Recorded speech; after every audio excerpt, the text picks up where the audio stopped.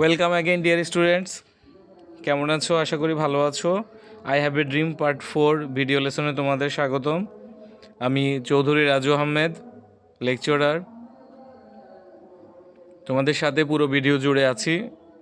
আজকে আমাদের lesson identity হচ্ছে English for today classes 11 to 12।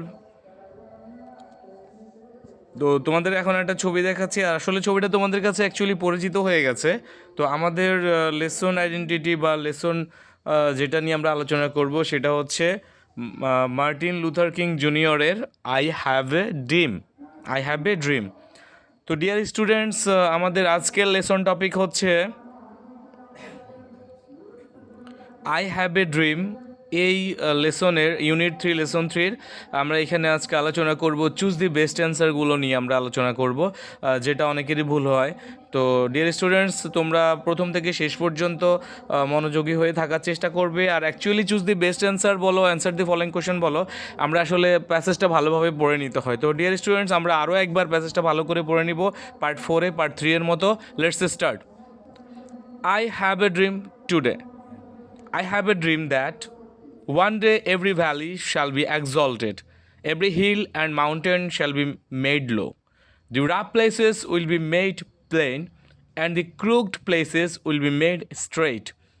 And the glory of the Lord shall be revealed, and all flesh shall see it together. আশা করি এগুলোর অর্থ তোমরা জেনে গেছো ইতিমধ্যে। তারপরেও এটা রিসাইড করে নেওয়া, এটা রিড আউট করা, পড়া, যাতে করে চুজ দি বেস্ট আনসার আমাদের জন্য ভালোভাবে আমরা কাজ করতে পারি, শেষ করতে পারি। Then this is our hope, this is the faith that I will go back to the south.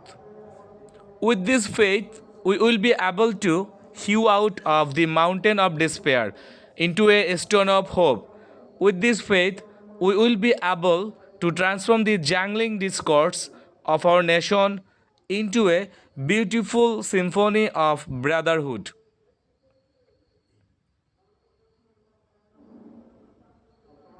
Then তোমরা কিন্তু মনোযোগী হয়ে শুনবে উচ্চারণগুলো, অর্থগুলা।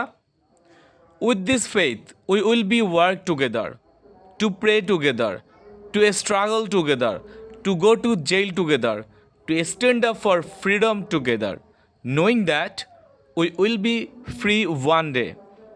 And if America is to be a great nation, this must become true. So let freedom ring from the prodigious hilltops of New Hampshire. Let freedom ring from the mighty mountains of New York. Let freedom ring from the heightening Alleghenies of Pennsylvania.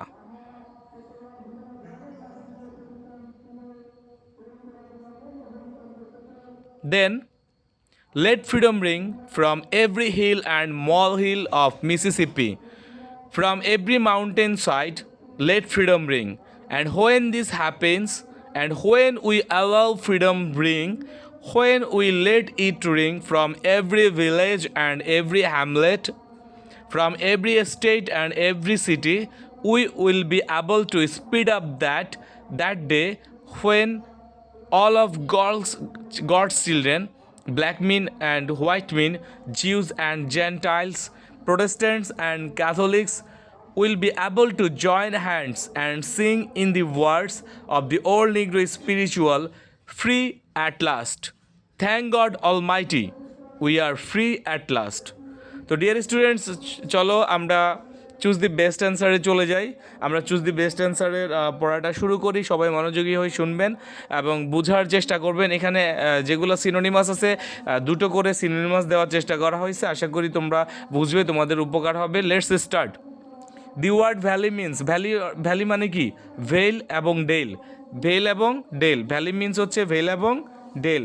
এটা অবশ্যই মনে রাখতে হবে, অবশ্যই ভালোভাবে পড়ে বুঝতে হবে। ভেল অর্থ তো আমরা সবাই জানি, ভেল অর্থ হচ্ছে কি? উপত্যকা। হ্যাঁ, ভেলের সিনোনিম হচ্ছে ভেল, ভ্যালি এর সিনোনিম হচ্ছে ভেল এবং ডেল। তারপরে হচ্ছে the closest meaning of the word rough. Rough মানে হচ্ছে এলোমেলো, অসমতল আর কি। তো এটার সমার্থক হচ্ছে আনইভেন আর আনস্মুথ। আনইভেন আর আনস্মুথ, এটা হচ্ছে closest meaning of rough. Rough যে ওয়ার্ডটা আছে এটার ক্লোজেস্ট মিনিং হচ্ছে আনইভেন অথবা আনস্মুথ, যেটাই দাও দুটাই সিনোনিমাস, ডাবল সিনোনিমাস। ঠিক আছে, ডাবল সিনোনিমাস এখানে আছে। See, the word straight refers to, straight মানে হচ্ছে সমান, সোজা। হ্যাঁ, এটার সিনোনিমাস হচ্ছে স্ট্রেট, সরি স্ট্রেট না, লেভেল এবং ডিরেক্ট।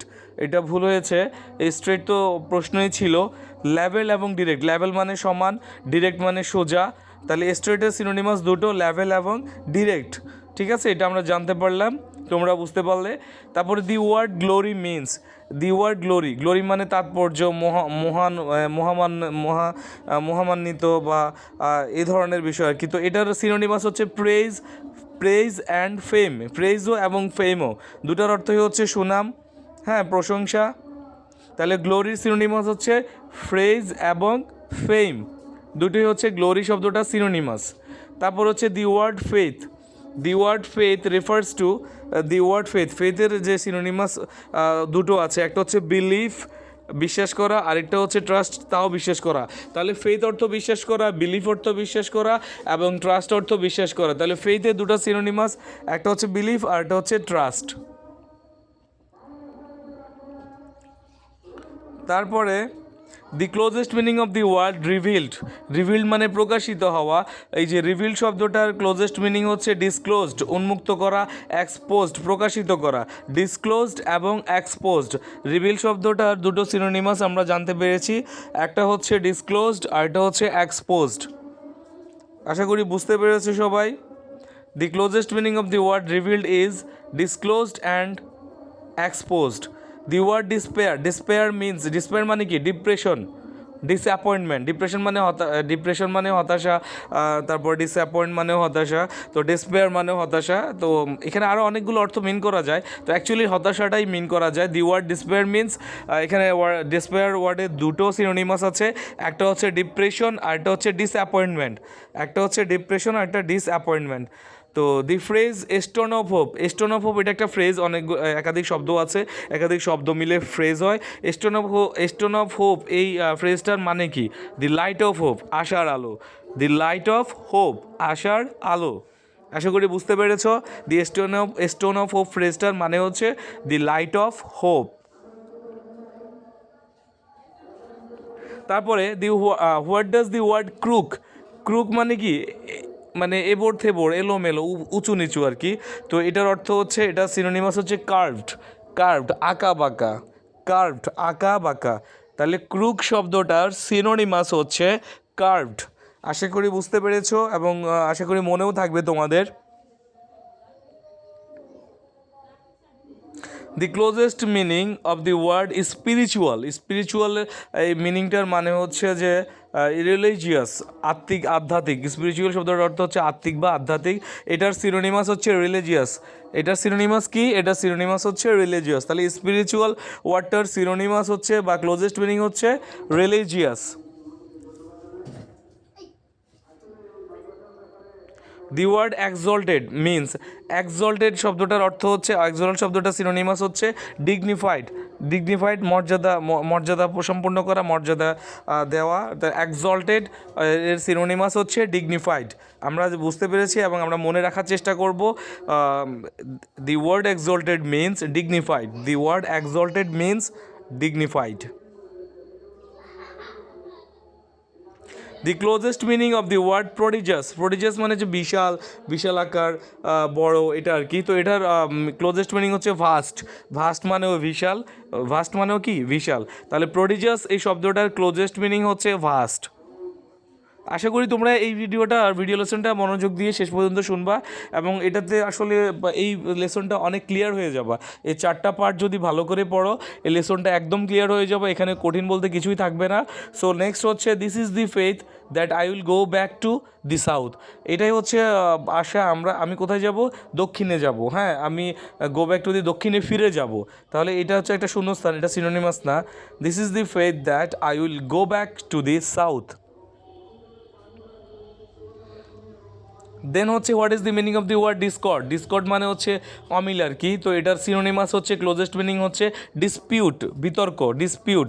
তাহলে ডিসকর্ডের ক্লোজেস্ট মিনিং হচ্ছে ডিসপিউট, ডিসকর্ডের ক্লোজেস্ট মিনিং বা ডিসকর্ডের মিনিং বা সিনোনিমাস হচ্ছে কি, ডিসপিউট, ঠিক আছে। এরপরে দি ওয়ার্ড হ্যামলেট মিনস, এই হ্যামলেট শব্দটা আমরা কিন্তু প্যাসেজে পেয়েছি। ওই সময় যদি তোমরা কেউ আলাদা করে বুঝতে নাও পারো, এখন বুঝে যাবে। হ্যামলেট মানে হচ্ছে স্মল ভিলেজ, ছোট গ্রাম। হ্যামলেট শব্দের অর্থ কি, স্মল ভিলেজ, ছোট গ্রাম। আশা করি বুঝতে পেরেছো, হ্যামলেট অর্থ স্মল ভিলেজ।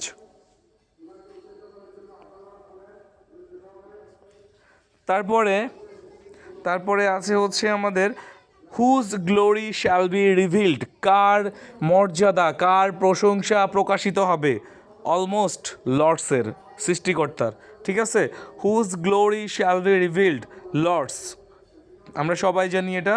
তো ডিয়ার স্টুডেন্টস, আমরা এতক্ষণ অনেক কথা বলেছি, মনোযোগ দিয়ে আশা করি শুনেছো, বুঝেছো। তো তোমাদের জন্য একটা বাড়ির কাজ থাকবে, সেটা হচ্ছে read the answers again and again. এই যে চুজ দি বেস্ট অ্যান্সার, এই যে চুজ দি বেস্ট অ্যান্সার মানে এখানে অনেকগুলো অ্যান্সার থাকবে, চারটা, সেখান থেকে একটা চুজ করে নিতে হবে। আমি এখানে ডিরেক্টলি অ্যান্সারটা দিয়ে দিছি, তো মনোযোগ সহকারে এটা বাসায় পড়বে, খাতায় নোট করবে, উঠাবে। আর এই পার্ট 1 2 পার্ট 3 পার্ট 4-এর কিন্তু পুরোটাই অ্যাসাইনমেন্ট আকারে রেডি করতে হবে তোমাদের। সো ডিয়ার স্টুডেন্টস, এতক্ষণ মনোযোগ দিয়ে এই ভিডিও লেসনটা শেষ পর্যন্ত থাকার জন্য সবাইকে অসংখ্য ধন্যবাদ। ভেরি ভেরি মাচ, কি বলবো, very much pleased with you, all of you, to present with me. So dear students, এখানে পার্ট 1 পার্ট 2 পার্ট 3 পার্ট 4 মিলায় কিন্তু lesson 3 I have a dream সবগুলো পার্টি কিন্তু ভালোভাবে পড়তে হবে। সো ডিয়ার স্টুডেন্টস, নেক্সট কোনো লেসন, নেক্সট কোনো ইউনিটের নেক্সট কোনো লেসন নিয়ে নতুন ক্লাস নিয়ে বানানোর বা নতুন ক্লাস তৈরি করে দেখানোর মানে দেখার জন্য শুভকামনা জানিয়ে আজকে এখানেই বিদায় নিচ্ছি। আল্লাহ হাফেজ।